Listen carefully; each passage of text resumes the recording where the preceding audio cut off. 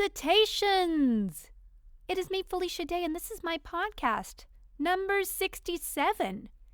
What's today going to be about? I don't know. More apologizing for not getting a guest. Okay, y'all, I have something to announce. I am going to be doing, all through July, I will be doing live felicitation podcasts every Tuesday night at 7 p.m. I am having a bunch of guests from Supernatural on.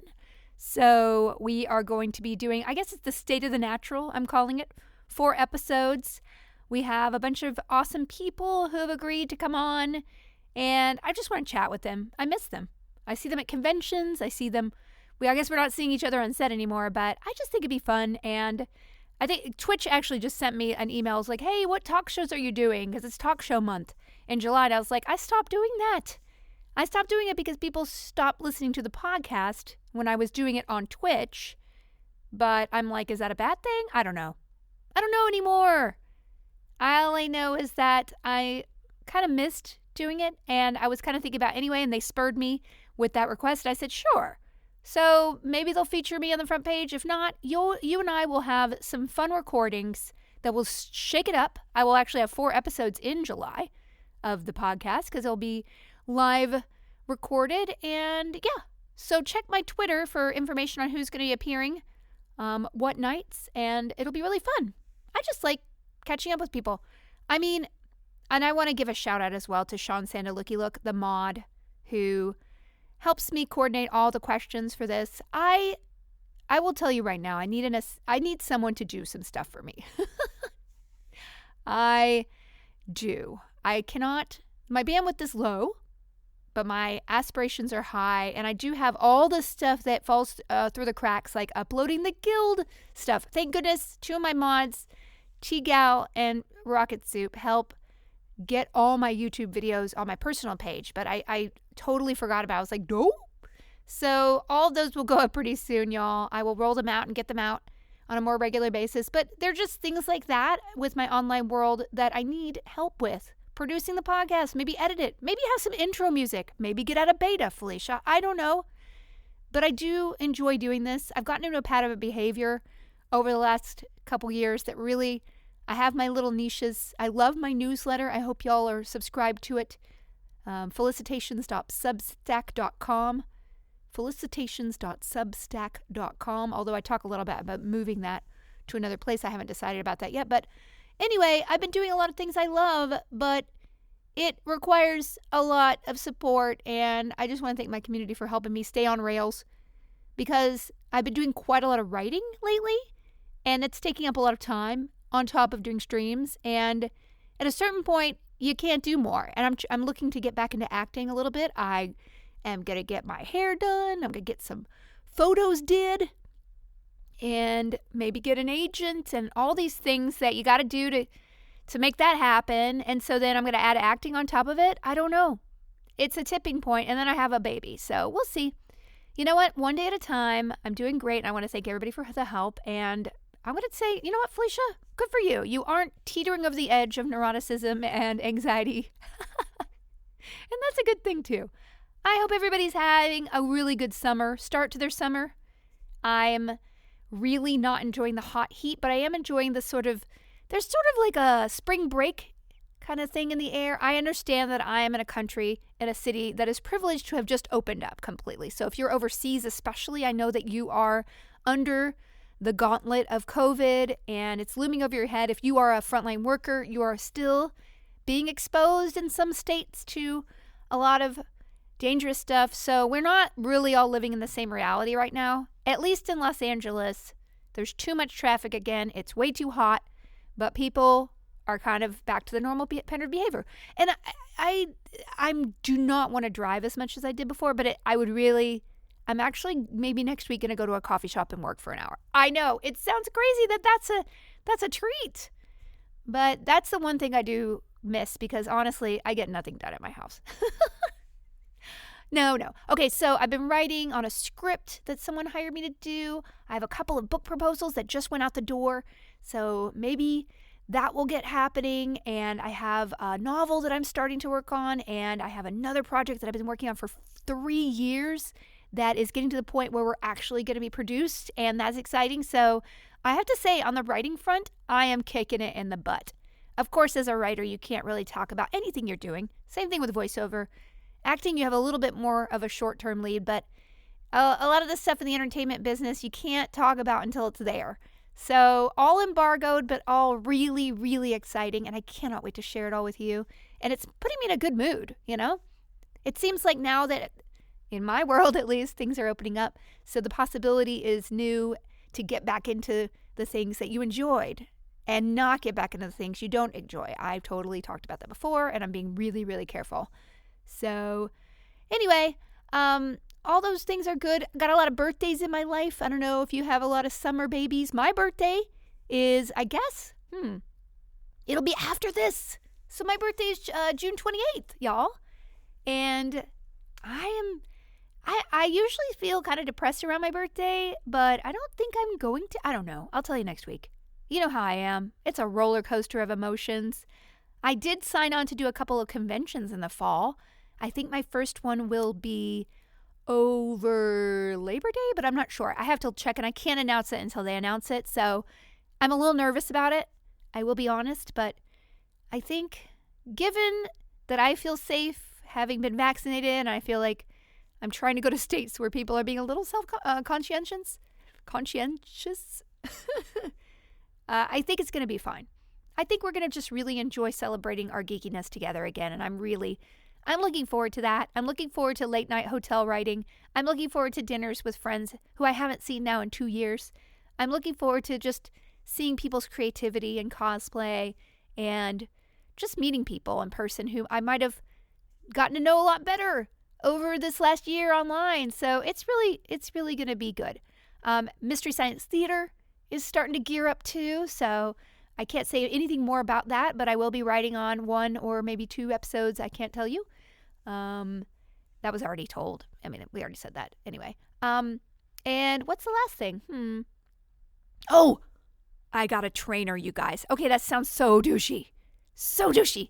I got 10 sessions with a trainer. It was actually a birthday gift from somebody. So it was very well appreciated. It's 10 sessions, and I did 1 session already, and I feel like I might already be healthy. It was an hour, so I did arms and legs and belly, once. It's fun. It's enough, isn't it? No, but I really needed a jump start because, as you all know, we all have a computer. We all have YouTube. We could all be working out every day for free. Most of us are not going to do that. I used to go to bar class a lot, which is like ballet bar. It's kind of like ballet, but not really. It's a little bit more aerobic, and I loved it. But I am not ready to go into a room with a bunch of sweaty strangers. So this is a wonderful gift. I'll do 10 sessions, and hopefully by the end of that, I'll have a pattern of behavior, working out twice a week, an hour of very easy sort of, not easy, but thorough head to toe kind of just, it'll be more than the 0 that I do. Anything will be. 5 sit-ups would be more than that. Maybe, I'm not going to say that. Maybe if I streamed it, I would actually work out. Should we all just lift some weights to some public domain music, y'all? That was a weird sound. I just was scratching my butt. All right. So, busy week. My baby is out of school. She's got summer school in July, which is basically the same school she goes to. And, but we're going out of town just for a weekend, and that's going to be fun. She loves the beach. One of the teachers calls her water baby there because if there's any water at all around, she's going to splash in it, which is really strange because I hate the beach more than anything. I love looking at the beach. I love a beach view. I love the beach breeze coming into my house when I'm undercover and away from the sunshine, and especially sand. I hate sand. There's nothing about sand that is appealing. I hate it. That's why my favorite beaches are the ones that have the rocks where you can't walk on it because then you'll cut your feet up, because that just encourages you to stay inside and look at the water. Leave the sea to the animals, y'all. Let them grow fish. I love sushi. I want to be respectful. So we're not going to that kind. We're going, SoCal. So we're going to a place just for 3 days, and I think it'll be fun. It's better. Again, not ready to pull the plug and fly. I'm sure if I fly once, I'll be like, okay, I'm back in it. I don't want to fly 50 times a year anymore. I don't want to go in traffic for an hour to go to an audition. These are the things that I will not do because my time is so precious. All of our time is precious. All we have is time, y'all. And the only thing money should be for is to buy back your time. That is my new philosophy. So I got into an argument with somebody. Oh, my friend Adam, who is a fellow streamer on Twitch, was like making fun of me that I had a person come and help clean my house every other week. And I was like, that is worth it to me, because that is time. I would have to take half a day out to do all that work. It's not like I don't clean a lot, but doing thorough cleaning, that is the only reason that we should, I think a lot of people are like, I need all the money in the world. I'm like, I know so many super rich people, guys. Most of them are not happy because that brings a lot with it. But if you have enough just to give yourself a couple of indulgences, even if it's once a month or once every other month, you have somebody come and do something that helps you out a little bit. I'm refused to justify that. Also, Adam throws his socks out after wearing them 3 times. So who's the self-indulgent, frivolous one here? Why am I raving about this? Anyway, I read some books this week. Okay, so what I've been trying to do is go through my physical book stacks because, again, it has gotten to the point where the stack is about to maybe smother me in my sleep. So I went in there and I was like, you're going to read these books, Felicia. And if you don't want to read it right now, put it on a maybe pile or put it on the goodbye pile. So I'm slowly going through some stacks like that. I finally read Sharp Teeth, I think, by Rose Szabo. Y'all, now I have to look it up. What Big Teeth by Rose Szabo. They are an amazing writer. This is a creepy book. It autocorrected to Why Bit Teeth. No, it's What Big Teeth by Rose Szabo. And it's fantasy, but it's super creepy, y'all. It's kind of like, oh boy, it's kind of like it's definitely a horror fantasy. And it's very unsettling. And the way they describe things is very creepy in some time. And it's very effective, but also really, really interesting. I have to say, it made me think. It stayed with me in a way that a lot of books you might not have that happen. So if you like dark, creepy things like American Horror Story, any of those, I think you'd definitely be into this book. I also read a book called The Genius Plague by David Walton. Now, this book and the next book I'm talking about were free from the publishers because they send me a lot of books, hence why I have so many stacks around me. So just to be transparent, that was a reader review copy. And I really like this book. These books are also, they sent them to me 3 years ago. So I guess maybe get them from the library or they're, paperback probably at this point. But The Genius Plague is really cool. It's about like a fungus in the rainforest that makes people smarter, or so you think. And it seems like a TV show or a movie. I really enjoyed it. And this author, I think, he does a lot of physics fiction, which is a little bit strange. I think I read another book by him called Supersymmetry or something like that. Anyway, I really enjoyed this. I liked the characters. It was thought-provoking and also really interesting to kind of thought experiment as. So I really liked it. Highly recommended. And the last book I really, really liked. It was by Megan O'Keefe called Velocity Weapon. Again, it was a preview copy 3 years ago from the publisher, Orbit, I think. And this is a great sci-fi book, y'all. It kind of, again, I could see it as a movie. It's so, but it's kind of like that Sandra Bullock movie where she was like alone in space, but there's a lot more twists to it and it has this bigger world building, and I think it sets it up for a sequel. So I've got to get in there. I have a bunch of sequels now that are on my queue, but I'm just trying to get through the books I have before I get sequels. So I recommend all 3 of those books, all 3 different. The Genius Plague is like a contemporary kind of sci-fi-ish thriller set on Earth. Velocity Weapon is a space opera-ish kind of thing. And What Big Teeth is a sort of horror fantasy. So I would highly recommend all those. And I'm really proud of myself. Those are 3 books that might not crush me at night time now. So good for you, Felicia. As far as TV and podcasts go, Fall of Civilizations podcast just came out with an Assyrian one, which is a really fascinating era. I cannot rave enough. This is, I think, my only Patreon thing that I support. I think I might do SciShow and some. Anyway, please check it out. Fall of Civilization podcast. They are 2 hours. These are big honker, like this is chunka podcast. But I love the host's voice. He could talk to me every night. And it's just so well documented and interesting. And I found that my perspective on civilization, humanity, disasters, all of that, culture, our history, everything is kind of opened up because of this podcast. It's just because you get a lot of history about how it led up to the fall of their civilization too. So you just learn a lot about a different era, different places that you really, it's hard to, learn about in traditional quote unquote schooling, right? I cannot wait for him to do like Fall of Rome. I don't think he's done it. Has he? I don't know. It's been so many years. Anyway, loved it. I also loved Loki. Did you guys watch Loki?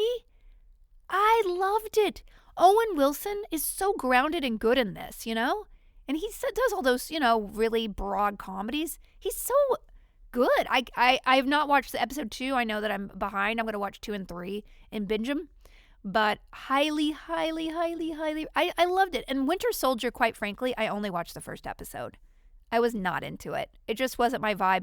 After WandaVision stunning me with its sort of creativity and inventiveness, I was just like, well, this just feels like kind of a buddy movie from 1990. I know, people are yelling at me, but that's just my opinion. I couldn't be more excited about the Black Widow movie, too. I've seen some of bloggers I know online. They got to see it, and my goodness, I cannot wait. So I feel like Marvel's kicking it in the butt. What is DC doing? Because here's the thing, DC has so many good characters, and I feel like Christopher Nolan, in making Batman so artistic and iconic, kind of ruined it for everybody. I mean, Wonder Woman was wonderful, right? But I've never been a fan of the way that Superman, the modern Superman, even though Henry Cavill, as you know from my Witcher podcast, if you guys aren't subbed, please go over there. I'm a huge fan of him, but I just don't like the way they did Superman in the movies. I'm sorry. That's just my opinion. It's just this vibe that, Batman was good, but I don't know if I want the whole verse to be that vibe, It's so dark and broody and brutal, and there's no kindness, and there's so many great DC, especially DC women characters, girl characters. They have this DC teen girl thing that is so adorable, and my daughter loves it. I just wish, the media was a little bit more in line with that, but it's just so dark and gritty and aggro. I don't know. It's something to talk about because I'm here alone talking. I also watched the show Hacks, which is on HBO Max. I watched it because I was I love Jean Smart. Jean Smart has been in so many things and never really been the star of it, but she's so good. And I don't know if this is the most inventive show, but I really enjoyed it. It's very much a traditional sitcom, but with these kind of quirky characters. If you don't know Hollywood stuff, I feel like it's kind of insider, the agent character and all these jokes and stuff. It feels kind of insider to me, but at the end of the day, the actors are great, and I could definitely watch more of it. I haven't gotten to the end of the season, but I will, and it's easy binge because it's like half hours, right? So I consumed a lot of media this week, as well as streaming and everything. I've been streaming It Takes Two with my friend Raiko, and we have yelled at each other so much. This game is incredible. If you can play it with a significant other or a friend, I urge you. It is, I kind of compare it to like a popcorn movie from 1995. It just never quits. The production design is so great. It's so clever. It takes everything that we've learned from Mario and Kirby and puts an adult kind of spin on it.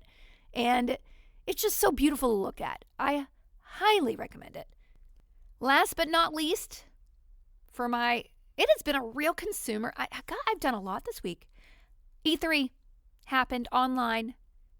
Now, let me just tell you, I think E3 is my favorite because it's the one I know it's kind of trash sometimes. It has been so all over the map. There were some years that it was insiders only, and some years it's everybody, some years it's not. It's like, boy, E3, make up your mind. But at the end of the day, boy, it is always exciting for me. It is my favorite fan event because I love seeing the insider world of the video game world. And I always go to the floor with my friends and take all the dumb pictures. It's the place that doesn't feel like I'm working at all. I'm not on a panel. I'm not doing anything. I go as a fan and that's it.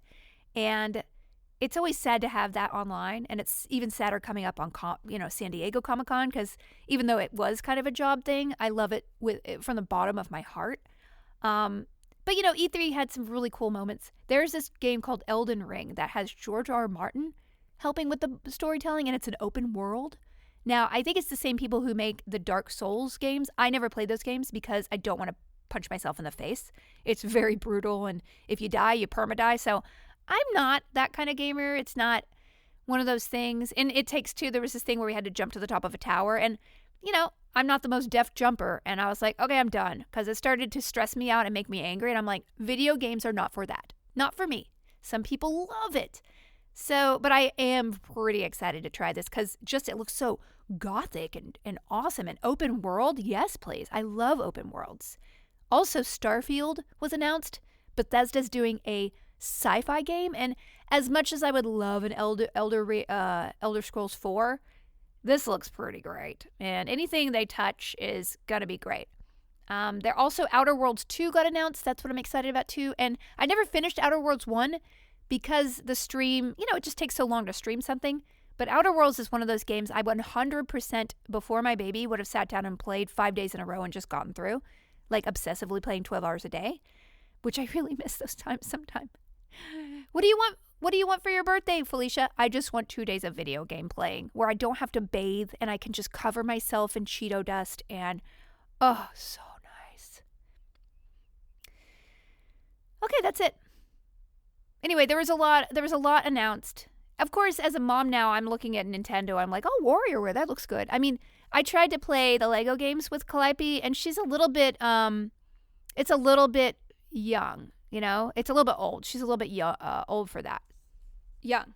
She's young. She's too young. Too young. Whatever. Let's get to questions. Dancing Lamb asks on Discord, hey, I hope y'all are on the Discord, discord.gg/Felicia Day. I know it's not easy to get into Discord if you're not, used to it. I tried to get my PTA and parents of the preschool on it. 2 of them joined and nobody else has. So it feels very tech savvy for people, but it's like, what is the alternative to create community? Facebook groups? Gross. Anyway, come to the Discord, discord.gg/Felicia Day. If you just get in a habit of checking it, it becomes a really fun place to hang out. What is your favorite musical and what's your dream musical theater role? Okay, my favorite I'm obsessed with Hamilton lately. I know that's stupid, just to get so late into it. I've never seen it on stage, and I haven't seen the movie yet, but I have been listening to the songs obsessively, and I'm treating myself on my birthday to watch I'm actually saving it for my birthday to watch the movie. I want to watch In the Heights too. My dream musical role is Sweet Charity. I think I've said this before because she's a cute prostitute. And I did star as a can girl / prostitute in that when I was 14 and 15 years old. So I was an extra. I played like 6 parts. It was in Louisville, and I think I played it in San Antonio again.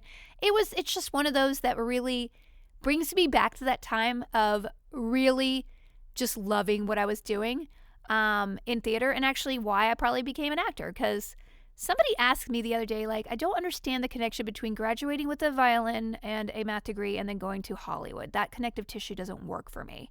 And I'm like, it doesn't work for me either. So I just hand waved a little bit, and then there you go.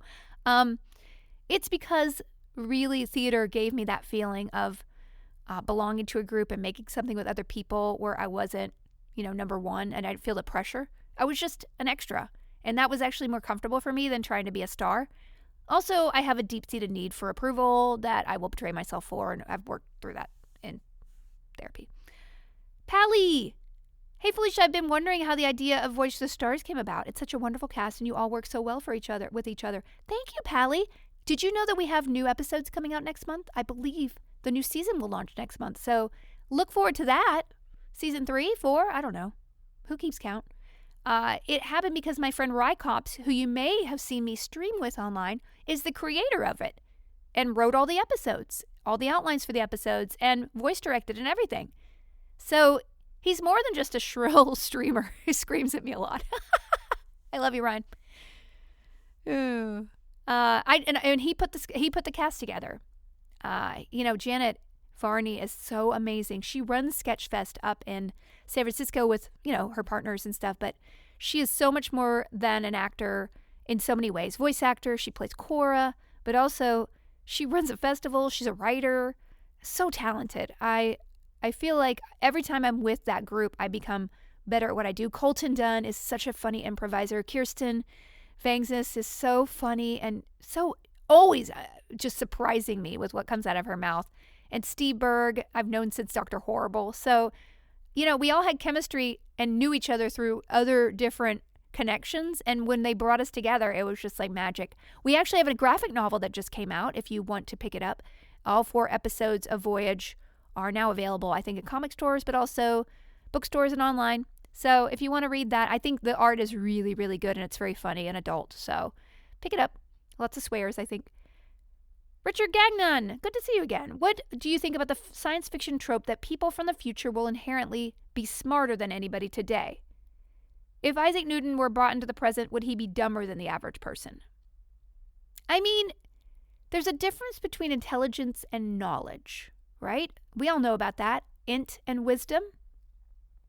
So, we know a lot more, but I think I wrote about this in my creativity book. It's when we get outside of the walls that are put up about how the world works that we actually find the most about how we're living. So we're all kind of trapped in patterns of behavior. The way society is arbitrary. I just want to emphasize to you, when we look at another culture where all women are veiled and we think, wow, that could never happen here, or that's very strange and foreign to me. Any of that can happen here. And to them, we're living in a very strange reality, right?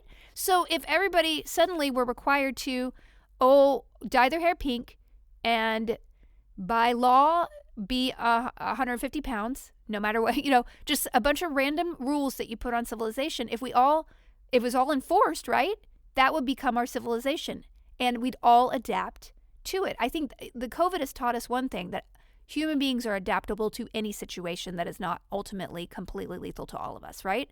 So we can live under any circumstances. We will still have to feed ourselves and take care of the people we love and sleep and have shelter, right? And the whatever canopy is on that, the window dressing is completely arbitrary to what culture tells us, right? And so that is what we've gained the most insight and new ideas when we are able to step out of that. So if Sir Isaac Newton were to be brought, yes, he wouldn't know a lot. He would not know how cars worked. But I guarantee you he would be the kind of person who would be insightful in a way about how strange it was, in a way that we would learn from them. Also, if you think about it, Isaac Newton, I think about this a lot actually with scientists. There were a lot of pioneers 200 years ago, amazing pioneers who reimagined the way that we think about all of the world around us. Einstein, all these things. In order to innovate at this point, you have to know so much more, right? And so you feel like maybe the bar to entry to being a revolutionary scientist is more difficult, because those kind of intellectual insights come in times where you're adding things up that you learn, but you have to learn so many more things to get to the point where you could be walking down a street and you're like, hey, you know what? I learned this thing in this area and this thing in this area, and I just came up with a new theorem. It's a lot of things have been done. So what am I talking about? I'm kind of wandering around. I'm just saying that intelligence, I don't think look outside, look at all these people who are anti-vax, who believe all this insane QAnon stuff, right? I think that intelligence and wisdom are very different. So that when you bring a genius, a revolutionary thinker, out of their era and bring them here, will they still be a revolutionary thinker? I would think so, because that's the kind of mind they have. They're able to be outside of what exists and see it with new eyes, and through that they make new discoveries. So I guess for all of us, if we want to be insightful, we need to step back. And that's, part of that is the root of it is like therapy, right? You have a person who's objective, helping you see your circumstance through new eyes so that you can change it, or at least acknowledge and see what's forming the way that you behave in a new and more healthy way. So I guess the key to life is being able to step outside yourself and see your life and the world with eyes that aren't conforming. Or maybe that's just my theory. Wolfgang 193, Lucia, I'm a psychiatrist specializing in perinatal psychiatry. That's amazing. I've been a huge fan for years. I went to a signing of your first book, and I've been following your mental health journey, and I appreciate how open you've been about sharing your mental health struggles over the years. Well, Lucia, this whole podcast has been me figuring myself out, so I appreciate that. I was thrilled to hear when you finally started taking Lexapro to treat your anxiety and encouraging others to be open to medication treatment. What was it about medication treatment that made you avoid it for so long, and what changed your mind? Lucia. And Lucia also volunteers to talk about stuff. Hey, wouldn't that be cool if I just got an audience guest here? Maybe that would maybe I would actually do something. Okay, when I get a producer. Okay, Lucia, thank you for that observation. It has been quite a journey. In retrospect, I had to go by Geek and Sundry yesterday, or the remains of... I had to go by Legendary to get some drives that they had for the guild that were accidentally left there, and they were so kind, the people who still work at Nerdist, because Geek and Sundry pretty much doesn't exist anymore there. I guess, whatever. And I had to get some drives, and it was very bittersweet going to a place where, going to the loading dock versus like I used to go in the front door and be, treated very nicely. It was strange, but at the same time, I was so appreciative of getting those drives, and I realized what a state of terror I was in every single moment during those times. It was not healthy. The stress that I put on my, and I'm not saying that the circumstance inherently was not stressful. It was, but me having an anxiety disorder and put in those circumstances was like the most toxic combination. And the tipping point when I left the company till now has been a slow emotional recovery. And I can't go into any details about why or when and all that leaving the company stuff, but I can say that separating from something that was so integral to me and having that be the last option but the only choice for me to be healthy is really tough. It's really, really, and it's been a journey of defining myself on my own terms, figuring out how to think about my own artistry versus like thinking from a company leader person, like, oh, this will be a show that people will like, versus like, what does me, Felicia Day, as an artist want to say? That has been 5-year struggle almost to try to figure that out. And I finally, after COVID really, and firing my agents and everything, kind of just going to ground, I finally feel like I know I have things to say again as a creator. And it's been, I wrote a book about it. I wrote 2 books trying to just figure out what was going on with me, because I probably just wasn't equipped for that much success and or pressure that I put on myself, but that was also externally put on me. And the standards I held to myself to try to always be revolutionary and always be on top. It's just not something that worked for me. And so, I think at a certain point, I didn't understand the constant state of anxiety that I was in until my baby sort of physically pushed me over the edge where I was not functional. So I had developed a thyroid problem before I had a baby, and I had a lot of issues getting pregnant. Don't want to go into details of that. Very heartbreaking things over and over again because of the stress I put myself under, or was put under, combination thereof. And so when I finally did get pregnant, it was so precious to me to have that work. I was able to step back and be like, there is something not functional in my life right now that is causing my physical health and my mental health to deteriorate. And so that stepping back was so healthy, but then not sleeping for 2 years, because when you have a baby, that actually put me on a different kind of anxiety cycle that led to me not being able to sleep and have insomnia, and that truly broke me. I'm sure there are some podcasts that you guys could point out that I was so sad and so beaten down and so trying to get through something. It was all that I could muster to even talk into a mic and have a physical presence online or with in public. And so at that point, when I literally was doing everything I could, melatonin, ashwagandha, no caffeine, no sugar, walking a tightrope every day of, will my nerves derail me to the point where I cannot sleep tonight? That's when I just jumped at literally any chance. And I think change is not something that I was ever trained as a child to be okay to and open to. I think it was something to fear. And, I never left my house, y'all. I don't think I could emphasize how sequestered I was as a child. And I didn't really get exposed to a lot of things that were uncomfortable. And that has been a real problem for me in life, and something I've, not problem, but it's been an issue for me to overcome. It's been a primary issue with my anxiety, which is hand in hand, to overcome all these things. And I'm so proud of where I am. I couldn't have done it without medication because I literally couldn't have gotten healthier without sleep. And so at the end of the day, it was either take a sleeping pill, which nobody would prescribe me because they're like, you can't just treat the topical problem. You have to treat the underlying condition.